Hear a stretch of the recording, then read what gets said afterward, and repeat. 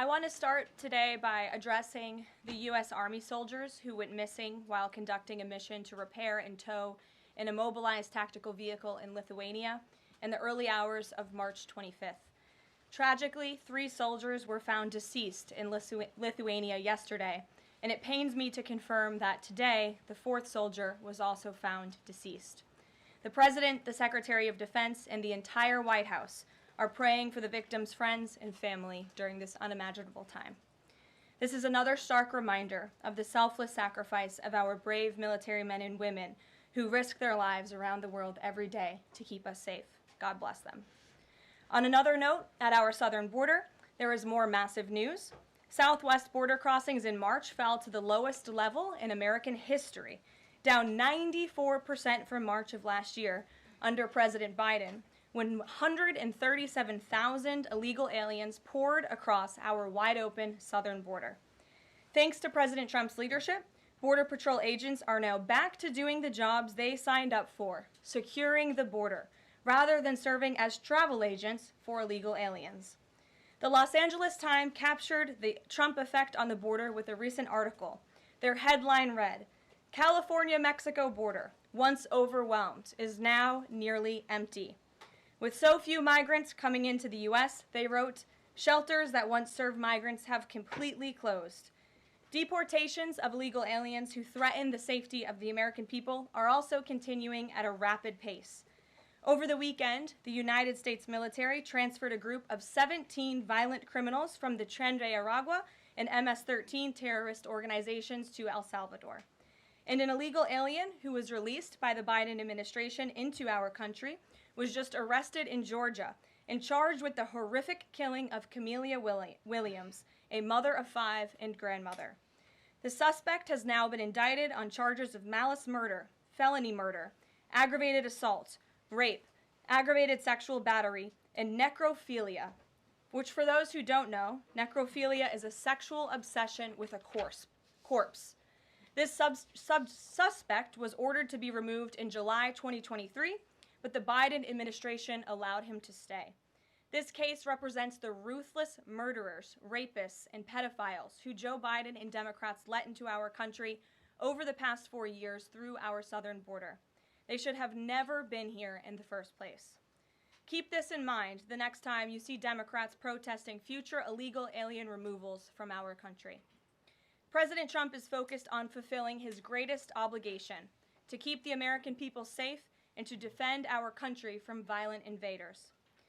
Looking ahead to tomorrow, April 2nd, 2025, will go down as one of the most important days in modern American history.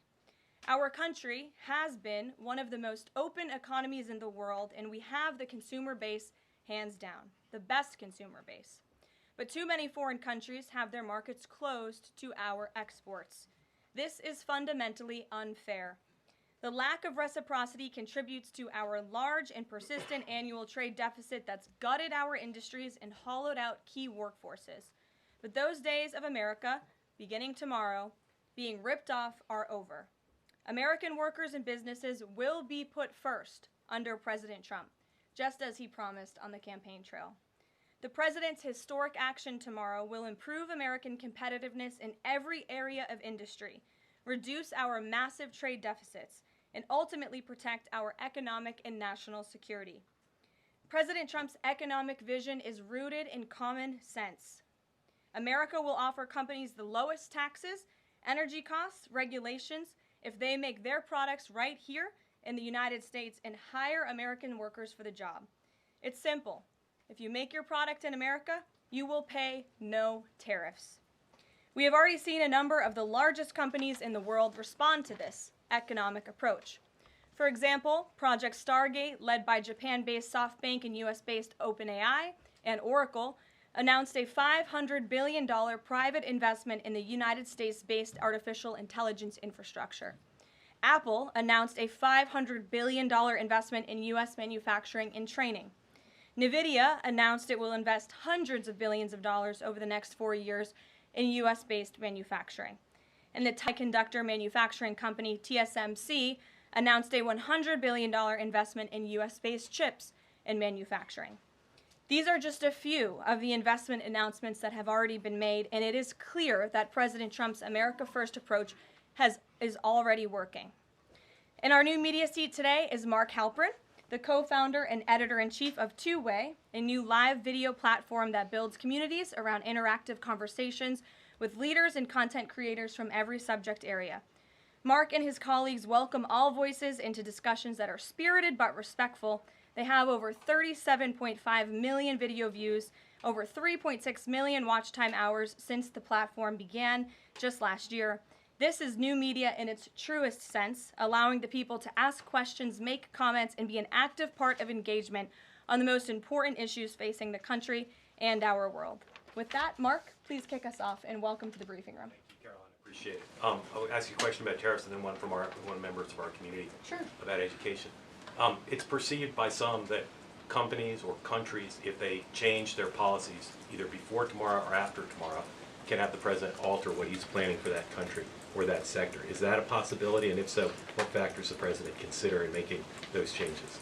Well, the ultimate change for these companies and these countries, Mark, will happen when they decide to do business in the United States of America. And as I just laid out, they will face no tariffs at all if these companies choose to invest here in the United States and to move their production and their manufacturing here to the United States as well. As for tomorrow, the president will be addressing the decades of unfair trade practices that have ripped our country off and American workers off. It has hollowed out our middle class. It has destroyed our heartland, and the president is focused on reshifting our global economy to ensure that America is once again the manufacturing superpower of the world. So if they do something today or later in the week that's a pledge for future activity, would that be good enough potentially to alter the policy? Again, the president has been looking at the very unfair trade practices of the past. Certainly, the president is always up to take a phone call, always up for a good negotiation, but he is very much focused on fixing the wrongs of the past and ensuring that American workers have a fair shake. So if someone calls after tomorrow and says, hey, I'm ready to make a change, he'd be open to that? The president is always open to taking calls. Okay. A question from one of our community members. Katie Reeves is a school teacher in Wisconsin. She's taught K through 8 in public, independent, private, and private schools. And here's what she wanted me to ask you. She says, I see the elimination of the Department of Education as an excellent first step in the improvement of our school system. Do you see any further role the federal government can take beyond this, possibly in promoting the expansion of voucher programs or reducing the influence that teachers' unions hold over our schools? Mm-hmm. Well, first of all, I want to thank Katie for her service to our country and our nation's children. Being a teacher is the most noble profession that we believe one can have. And the president said in his remarks when he signed the executive order to dismantle the Department of Education that he loves our teachers. And in part, this order is to empower our teachers to have greater decision making in the classroom. Nobody knows our nation's children and our students better than our teachers who are with them every single day. As for the federal government's role, to get to the heart of Katie's question, the president has made it clear to Linda McMahon that we need to find other places within our federal government for critical programs regarding education.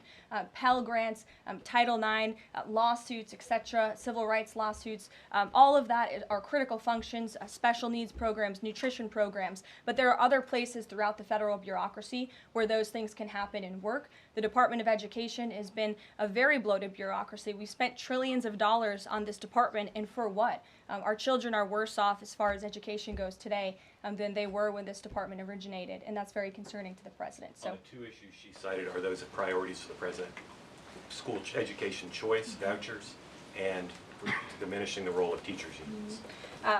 The president is very supportive of both of those things, particularly when it comes to school choice. He has said that school choice is the civil rights issue of our time, and he wants every child, regardless of zip code, socioeconomic status, how much money their parents have, to be able to go to the school of their choosing that best suits their educational needs. And he is going to empower state and local leaders to make those decisions on behalf of our nation's children. Thanks for being here, Mark. Jeff. Just changing subjects for 1 second. The administration has expressed a complete confidence in how all the deportation flights to El Salvador were conducted. But now that the administration has conceded that there was an error of one Salvadoran national, will there be any reviews conducted? And does the president express any thoughts on the one error that was disclosed in court last night? Well, first of all, the error that you are referring to was a clerical error. It was an administrative error. The administration maintains the position that this individual who was deported to El Salvador and will not be returning to our country was a member of the brutal and vicious MS-13 gang. That is fact number one. Fact number two, we also have credible intelligence proving that this individual was involved in human trafficking. And fact number three, this individual was a member, actually a leader of the brutal MS-13 gang, which this president has designated as a foreign terrorist organization. Fact number four is that foreign terrorists do not have legal protections in the United States of America anymore, and it is within the president's executive authority and power to deport these heinous individuals from American communities. It is a promise he campaigned on. It is a promise he is keeping. And every single person in this room should be grateful for that, considering especially MS-13 is very prevalent and prominent here in the District of Columbia, in Maryland, and in Virginia. And the president, the attorney general, everyone who has been involved in these operations is focused on eradicating these criminals and terrorists from our communities. The vice president said he was a convicted member of MS-13. What evidence is there to back that up? There's a lot of evidence, and the Department of Homeland Security and ICE have that evidence, and I saw it this morning. Steve. Has the president fully made up his mind on the level of tariffs to impose tomorrow? We keep hearing about a 20% flat rate. The president said last night he has made a decision and a determination. I was with him in the Oval Office earlier, and he is going to announce that decision tomorrow. I don't want to get ahead of the president. This is obviously a very big day. He's with his trade and tariff team right now, perfecting it to make sure this is a perfect deal for the American people and the American worker, and you will all find out in about 24 hours from now. And are the car tariffs going to go into effect on April 3rd as scheduled? Correct. Yes, they will. Okay. And last thing, would you like to respond to the Chinese military drills around Taiwan? Yes, I would. As a matter of fact, the National Security Council briefed me on this morning, and they said that the president is emphasizing the importance of maintaining peace in the Taiwan Strait, encouraging the peaceful resolution of these cross-strait issues, reiterating our opposition to any unilateral attempts to change the status quo by force or coercion. That is directly from the National Security Advisor. Just for you, Steve Holland of Reuters. Monica. Thank you so much, Caroline.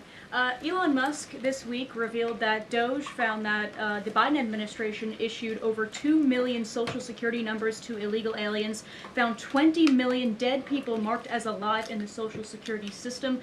Has the White House confirmed these numbers with Elon, and is the White House looking into correcting this? I'm not sure about those specific numbers that Mr. Musk cited. I can tell you what the Social Security Administration has said themselves, according to an Inspector General's report that was conducted last year, showing there was nearly $80 billion worth of fraud in this program. We know for a fact there are individuals who should not be receiving benefits on the Social Security rolls, and this administration is focused on cleaning out the waste, fraud, and abuse in every agency, but particularly in Social Security, to make it stronger for our tax-paying, law-abiding citizens who deserve these entitlements and programs. Because you did bring up Doge, I do want to tout the incredible efforts that have been made at the Environmental Protection Agency, and Administrator Lee Zeldin is just doing a tremendous job. Just yesterday and today it will be going into effect. He announced that taxpayers will be saved $8 million in annual lease costs by moving staff out of the 323,000 square feet of space that the EPA currently occupies, which is completely unnecessary. Yesterday, Administrator Zeldin also announced he will be shutting down a museum that the Biden administration built to tell a selective story about the EPA's history and climate change. It was a real pat on the back to President Biden. And guess how much American taxpayers paid for it? $4 million for this museum that I think only 1,000 visitors saw last year alone, and it will cost American taxpayers $600,000 per year to operate this museum. Well, it's not going to exist anymore. We're going to save taxpayers those critical funds, and Administrator Zeldin is very proud to announce that. And just at EPA alone, and the cuts that they have made, they've saved taxpayers more than $22 billion in wasteful grants and spending. Peter. Thank you, Caroline. When the president goes down to Florida on the weekends, does he ever hear from, there are so many retired folks down in Florida, does he ever hear from any retired Americans who are stressed about these wild swings in the stock market because of the tariff uncertainty, and they're sitting there on fixed income or living off a 401k, and they don't know how much money's going to be left. Well, certainly they are legitimate concerns, and the president takes those concerns very seriously, and he's addressing them every single day. And tomorrow's announcement is to protect future generations of the senior citizens you mentioned. It's for their kids and their grandkids to ensure that there are jobs here in the United States of America for their children to live the American dream, just like they presumably did. And as for their worries about their 401ks, their Social Security, I just addressed Social Security. This president is always going to protect it for our tax-paying senior citizens. As for their 401ks, look at what President Trump did for you in his first term. He is working on implementing that economic formula every single day by lowering inflation, lowering energy prices, massive deregulatory efforts, while simultaneously effectively implementing tariffs, and they'll hear more about that announcement tomorrow. And you said that the president right now is with the trade and tariff team. They are very confident that this is all going to work. But what if Yes. they're wrong? They're not going to be wrong. It is going to work. And the president has a brilliant team of advisors who have been studying these issues for decades. We are focused on restoring the golden age of America and making America a manufacturing superpower. And again, Peter, I would point you to the investments that have already trickled into this country. And the president hasn't even made his tariff announcement yet tomorrow. There have been billions of dollars in private investments from around the world pouring into American communities. What does that look like for those watching at home, for the people you mentioned worried about their own economic circumstances? It means more jobs in your communities, which means more money, more investments, more money in your pocket. That's what the president is committed to. And I would be remiss if I didn't mention the president's commitment to tax cuts, which we are counting on Congress to do, especially on Social Security. And one more. Sure. Are the special elections today a referendum on the president? I think first of all, as you know, I'm a government employee now, so I'm not very much allowed to comment on elections that are taking place. That's something to get used to, having just been on the campaign trail for quite some time. But the president is the leader of the America First movement and the MAGA movement. And that was made very clear on November the 5th when he received nearly 80 million votes. I could also say that it is the constitutional right of every law-abiding American in these places where these elections are being held to vote, and every American should exercise their constitutional rights. Sure. Thanks, Karoline. A few questions about this deportation case. First, I wanted to clarify something that you said to Jeff a few minutes ago. You said you'd seen evidence that this man was a convicted gang member. In what court was he convicted and for what? This individual was an MS-13 ringleader. This individual was also engaged in human trafficking. And I'm glad you brought up this point again, because I would like to point out that if you just saw the headline from the insane, failing Atlantic magazine this morning, you would think this individual was Father of the Year, living in Maryland, living a peaceful life, when that couldn't be further from the truth. They didn't even mention in the title of that article, or even in the first paragraph, that this individual is an illegal criminal who broke our nation's immigration laws. He is a leader in the brutal MS-13 gang, and he is involved in human trafficking, and now MS-13 is a designated foreign terrorist organization. Foreign terrorists have no legal protections in the United States of America, and this administration is going to continue to deport foreign terrorists and illegal criminals from our nation's interior. But a judge ordered that he should remain in this country. So are you saying that it is okay to ignore a judge's ruling if you don't like it? Who does that judge work for? He's an immigration It was an judge. immigration judge who works for the Department of Justice at the direction of the Attorney General of the United States, whose name is Pam Bondi, who has committed to eradicating MS-13 from our nation's interior. And let me tell you why we've made this commitment. MS-13, may I remind each and every one of you, is a brutal and vicious gang. They raped and strangled a 20-year-old autistic woman to death in Maryland. They hacked 4 people to death with machetes in a park on Long Island. They have kidnapped, sexually tortured, and shot a teenage girl in Texas after she insulted them, allegedly. Killed and mutilated a 17-year-old girl in Virginia, stabbing him 16 times and cutting off his hands. They beheaded and cut out the heart of a man in Washington, D.C. They raped and murdered a 13-year-old girl in California. They sex trafficked a slew of young girls, including one who was just 12 years old. Raped an 11-year-old girl in Brooklyn while her brother was in the room. Sex trafficked a 13-year-old in Maryland and Virginia, miles away from this White House, even beating her 26 times on her backside with a baseball bat. Pressured homeless New Yorkers to undergo unnecessary surgeries such as spinal fusion in order to bolster their fraudulent lawsuits. These are vicious criminals. This is a vicious gang. And I wish that the media would spend just a second of the same time you have spent trying to litigate each and every individual of this gang who has been deported from our country as the innocent Americans whose lives have been lost at the hands of these brutal criminals. We maintain our position, and very strongly so. Jennifer. One more on the tariffs. Can you say what the latest thinking is on the start date? I know you were just in the Oval. Are they all going to take effect this week on the reciprocal tariffs? And whenever they start, is that enough time for companies and everyone involved to adjust to that start date? My understanding is that the tariff announcement will come tomorrow. They will be effective immediately. And the president has been teasing this for quite some time, as you know. He's talked a lot about April 2nd as Liberation Day in America. It would be taking place today if not for April Fool's Day. But tomorrow will be the day, and he's been talking about it for a while. And as a result, you've seen these companies make commitments to investing right here in the United States. Jasmine. Thank you so much. I wonder, back on tariffs, what, if any, market indicators is the White House looking for to see if this tariffs plan is successful down the line?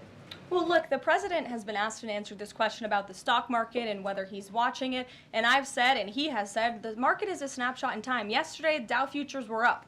And there's been a lot of talk about the market, and it was up yesterday. So, look, the president wants to ensure that all Americans make out well, particularly Main Street. That's the focus of these tariffs. But as I've said repeatedly, just like they were in his first term, Wall Street will be just fine. Shelby. Thanks. A bipartisan pair of senators sent a letter to the president today arguing that the recent strikes in Yemen are emboldening the Houthis and saying that Congress has not authorized war against them. Is the administration planning to consult with Congress at some point or going forward regarding the strikes, and any response on the letter? Well, I would absolutely reject Congress's claims. Who made those claims in Congress? Senator Jeff Merkley and Rand Paul. Okay, well, I would absolutely reject those claims. These Houthi strikes have been incredibly successful. Last time I was at this podium, there were more than 100 successful strikes.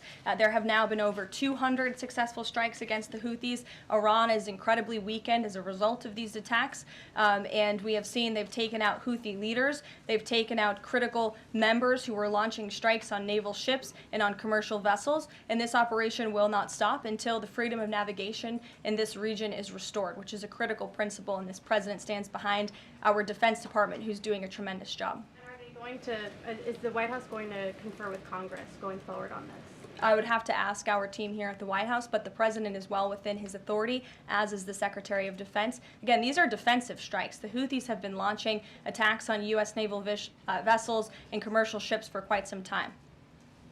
Go ahead. Caroline, Yeah. the pause on the Canadian and Mexican tariffs, the fentanyl tariffs, that's set to expire tomorrow. Is the president considering extending that pause? Look, I will let the president speak on the specifics of the tariffs tomorrow. But as for fentanyl, we have seen this has certainly caused a national security crisis here in the United States. Fentanyl continues to be the #1 killer of young people in this country, and the president is very much focused on that. Deanna. Thank you, Caroline. The president recently signed an executive order on making D.C. safe and beautiful. On the campaign trail, he talked about making New York great again. Does he have any plans on establishing a similar task force? Has he been pressuring Governor Hochul in any way in his conversations about New York and lowering crime? Well, he has been in correspondence with Governor Hochul quite a bit on the issue of crime, also on the issue of congestion pricing, and so many other issues that are facing New Yorkers. And he wants New York to clean up their streets just as he does here in Washington, D.C. He also speaks to Mayor Adams as well. So he's engaged with state and local leaders across the entire country to ensure they're doing their part to help American citizens in each and every state, regardless of if it's a red state or a blue state. A question on Russia. Yesterday, the Russian government said that their new goal is 160,000 conscripts for the war. Has the president seen that number, and does he have any response given his recent conversations on peace talks? Well, I can tell you what the president said last night, and that is he is frustrated with leaders on both sides of this war. He wants this war to end. There are men that are dying on both sides, and it's been going on for far too long. Our team continues to be engaged with the Russians as we are with the Ukrainians, and the president continues to be very, very much engaged on this topic every single day. Caroline? Sure. Caroline, Sure. The president said over the weekend that he couldn't care less if prices went up on foreign cars because people buy more American cars. There's been consensus from a lot of economists that these tariffs could raise prices on other goods as well. Is the president comfortable with Americans on Main Street paying more because of these tariffs? The president is doing everything he can, and this entire administration is doing everything we can to bring down the cost of living in this country. An inflation mess that was fueled by the previous administration's reckless spending, overburdensome regulations that this administration is focused on slashing every single day. I just read you a statistic just from the Environmental Protective Agency alone. We're saving taxpayers money that's ultimately going to drive down inflation, and we're unleashing the might of our energy industry, which will bring down prices as well. To the heart of your question, because this is very important to the American people, you should trust what this president did for you in his first term. He effectively utilized tariffs while driving down inflation. It was a record low 1.4% when he left office, and he's focused on getting back to that. It's unfortunate the previous administration left us in this mess. Sure. Representative Anna Paulina Luna left the Freedom Caucus over their lack of support for her bill that would allow new parents to proxy vote around 12 weeks around the birth of their baby. Does the president support that bill? I'm not sure. I haven't actually talked to the president about that bill, but I certainly can and can get a take on if he supports it or not. Thank you. And one more. The D.C. Circuit ruled last week that the president can fire holdover Biden appointees of independent agencies. Will this ruling empower President Trump to dismiss more federal employees? Well, the president has given the responsibility to his cabinet secretaries to hire and fire at their respective agencies, and they reserve that right. You saw the Secretary of Health and Human Services announced more layoffs today. This is all part of the administration's effort for a mass reduction in force in the federal bureaucracy here in Washington, D.C. to save American taxpayers money. As for agencies within the president's executive authority, the president retains that right. And we've seen there have been bureaucrats at some of these agencies that have been trying to act independent. They need to remember who they work for. It's the executive of the executive branch. You look at the United States Institute of Peace, for example. There was a little bit of a standoff with bureaucrats over there who didn't want to realize who they work for, and that is Donald Trump. And President Trump is focused on streamlining these agencies to save American taxpayers money, and he has every right to do that. Caroline. Sure. Go ahead. Thanks, Caroline. Yeah. In Gaza, the bodies of 15 rescuers have been found in their sort of ambulances where they were apparently killed by Israeli forces. Just wondering if the White House is going to be calling on Israel to investigate that and to try and avoid similar casualties involving rescue workers in future. Well, as for the specific situation you just mentioned, I'll talk to the president about it and our national security team. What I can tell you is what I've spoken with the president on. He very much remains committed to backing Israel, and it was only because of this president and his team's leadership that we had a temporary ceasefire in Gaza, that we were able to bring many hostages home. And the president made it very clear to Hamas, you get the hostages out, all of them, or there will be hell to pay. And Hamas is certainly witnessing what it feels like for all hell to be paid, and the president supports Israel's right to defend itself. Any progress at all on a ceasefire at the moment, as far as the president's concerned? The president and his team continue to be engaged on this every single day. Sure. Go ahead, Tam. So I'm just wondering, related to that, if you have an approximate date for the president's first foreign trip. I think there was a little confusion yesterday about what month he was talking about. And then will he need a ceasefire to be in place or closer, either in Gaza or in Ukraine, before that trip takes place? Mm-hmm. The president will be heading to Saudi Arabia in May. As for specific dates and details, we will be reading those out to you as soon as we possibly can. I know our teams are working on the details of that trip. And then again, as for a ceasefire, the president's made it clear that's what he wants to see in Russia and Ukraine, and his team continues to be engaged on it every day. And Kelly. Signal, you said case closed yesterday. Do you, as that case was closed, do you have anything that you can share about what was learned, how this can be avoided in the future, any sort of findings from that investigation? The case is closed, and the president continues to have confidence in his national security advisor. Yes, Kelly. Thanks, Caroline. So Sorry, the president Ed. has said. Ed, I'll come to you after. The president I'm said, glad you're so eager to ask a question. It's Liberation Day. Yes, it is. Caroline, the president has said foreign Tomorrow. countries and companies will eat the cost of tariffs. In his speech on Inauguration Day, he said, quote, "Instead of taxing our citizens to enrich other countries, we will tariff and tax foreign countries to enrich our citizens. Right. So then why did he have to tell the domestic automakers not to raise prices? Well, that was a private conversation that was had. I'm not sure if that comment was made or was not made. But as for what the president said in his Inauguration Day speech, he's absolutely correct. A tariff will be a tax on these foreign nations, these foreign companies, and if they want to be absolved of that tariff, then they can come here to the United States of America to do business, bring their jobs here. Yes. Edward, go ahead. Thank you. So Canadians have been negotiating with the Commerce Secretary over the trade, the tariffs.